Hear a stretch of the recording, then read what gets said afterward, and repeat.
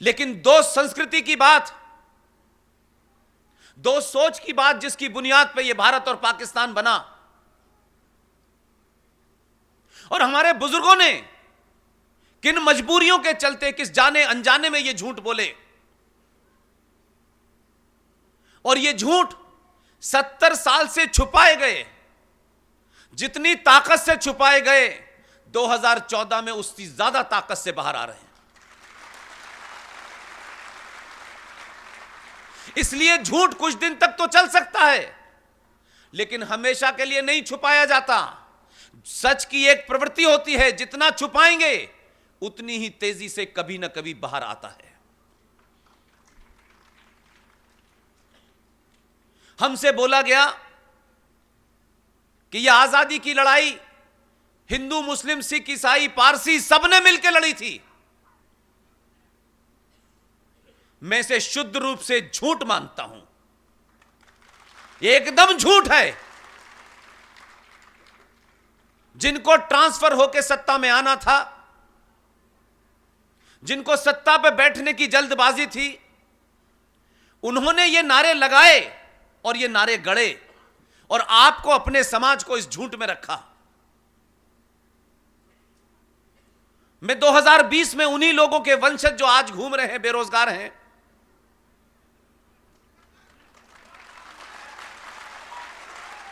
मैं उन सब से एक ही बात पूछता हूं, अगर इस देश की आजादी की लड़ाई हिंदू, मुस्लिम, सिख, ईसाई सबने मिलकर लड़ी थी, तो यह कैसे मुमकिन है कि जब आजादी नजदीक आई तो 24 घंटे में आपके दिल में यह ख्वाब कैसे पैदा हो गया कि हमें मजहब के नाम से एक अलग देश चाहिए?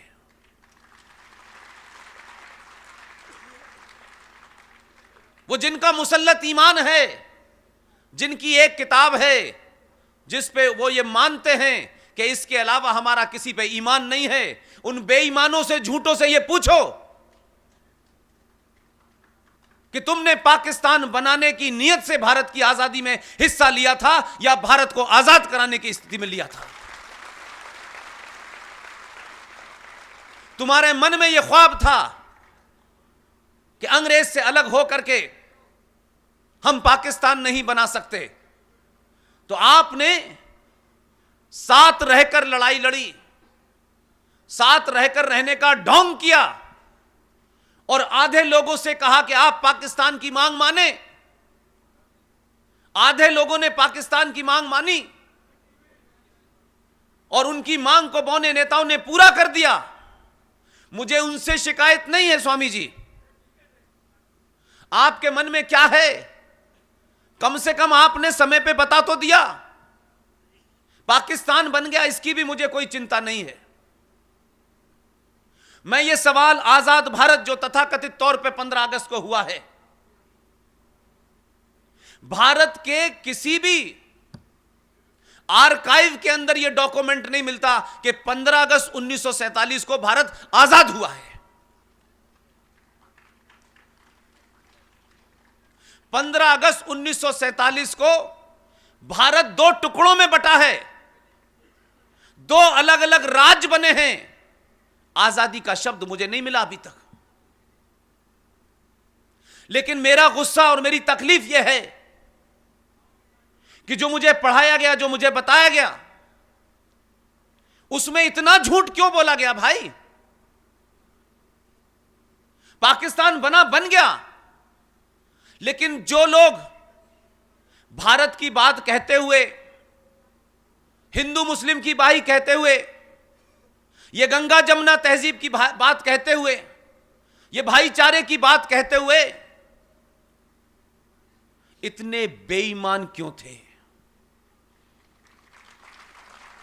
अगर दम था, ताकत थी, ईमानदार थे, अगर मुसल्लत ईमान था तुम्हारा, तो जो मन में था वो कहने की हिम्मत तो बताते। इसलिए आजाद भारत में एक शिक्षा मंत्री बना पहला, और उस आदमी को इस देश ने अल्ट्रा सेकुलर माना। यह बहुत राष्ट्रवादी आदमी है भाई। इसको हमें मान लेना चाहिए। लेकिन भारत के पहले शिक्षा मंत्री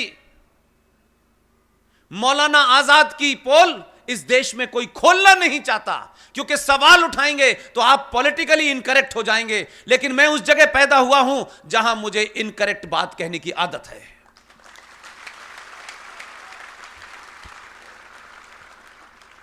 आज 70 साल में यह मुल्क 1946 के देहरी पे खड़ा हुआ है और हमारे समाज को भूलने की बीमारी है। राजस्थान में बहुत सारी गौशाला हैं, गौशाला की चर्चा भी होती है, बहुत सारे संत बड़ी ईमानदारी से काम भी कर रहे हैं। लेकिन अपने 25 साल के इस कैरियर में एक घटना दिल्ली में घटी जो मुझे तक नहीं पता थी मुझे, लेकिन मेरे अंदर एक बहुत गलत आदत है।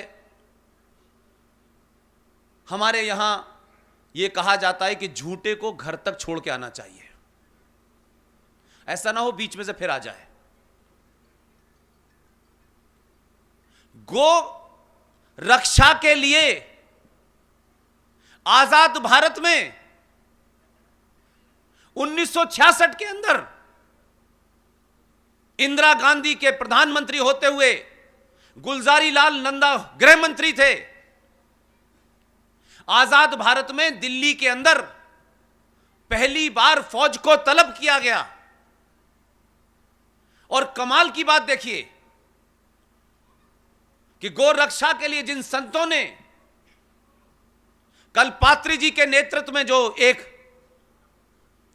धरना या प्रोटेस्ट विजय चौक पे किया था, उसका इतिहास में, कहानियों में, अखबार में जिक्र नहीं है। और ढूंढते ढूंढते मुझे 2 साल में एक ऐसा शख्स मिला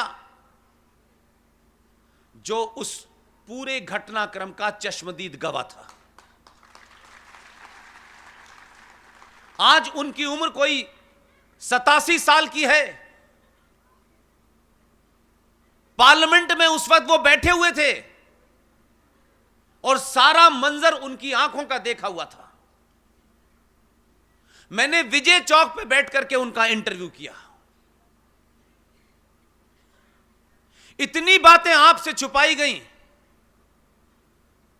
उनका नाम है मनमोहन शर्मा। उन्हीं ने मुझे यह बात बताई कि उस वक्त संत और ऐसी तमाम हमारी बहनें छोटे छोटे बच्चों के साथ, जिनके हाथ में न कोई कंकड़ था, न डंडा था, न लठिया थी, विजय चौक के प्रदर्शन पर आज लोग छोटी छोटी बात को इतना बड़ा बताते हैं। 2 लोग मारे जाते हैं तो कहा जाता है ये जलियांवाला बाग हो गया है।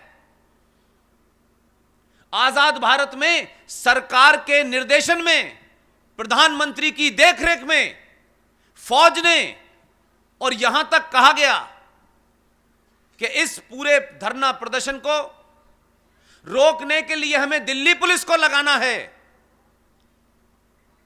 सत्ता के लोगों को इस बात की सूचना मिल गई थी कि अगर दिल्ली पुलिस को हमने लगाया तो हो सकता है दिल्ली पुलिस सरकार का ऑर्डर मानने से मना कर दे। लेकिन सत्ता पे बैठे रहने की जो एक बीमारी है हमारे राष्ट्र में, उस वक्त के सत्ताधीशों ने कश्मीर मिलिशिया को बुलाया गया। स्पेशल पुलिस आई दिल्ली में। आज से पहले और उसके बाद ऐसी मिसाल नहीं मिलती। और जो लोग सत्याग्रह कर रहे थे, विजय चौक उस जमाने में 66 के अंदर भारत की जो पार्लियामेंट है उसके दरवाजे तक जाने का अधिकार था। गुलजारी लाल देश के गृह मंत्री थे।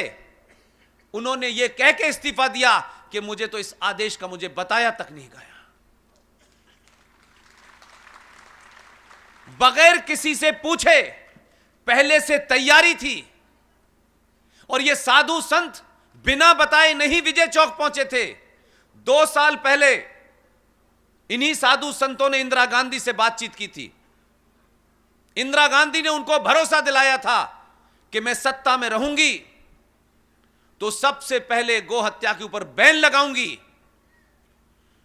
उनका बैन लगाने का इरादा शायद नहीं था।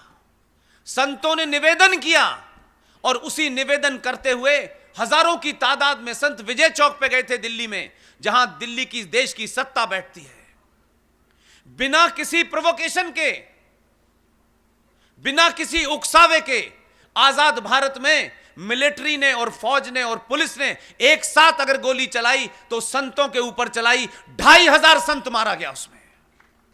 छोटे छोटे मुंह हुए बच्चे मारे गए उसमें, औरतें मारी गईं। उस चश्मदीद गवाह आज भी जीवित हैं, वो दिल्ली में हैं। आपको ताज्जुब होगा, फौज के ट्रक्स में डेड बॉडीज गई हरियाणा में, कहीं जाकर के उनको फेंक दिया गया। इंस्ट्रक्शन दिए गए मीडिया को कि सिर्फ यह खबर छापनी है, 5 से ज्यादा लोग नहीं मरे हैं। सरकारें क्या करती हैं, मीडिया क्या करता है, लेकिन समाज में तो लोग जिंदा थे। उन्होंने इसको इशू क्यों नहीं बनाया, घर घर तक क्यों नहीं पहुंचाया था? मैं इस खामोशी से चिंतित हूं। यह हमारे समाज की खामोशी एक खतरनाक मोड़ पे पहुंच गई है।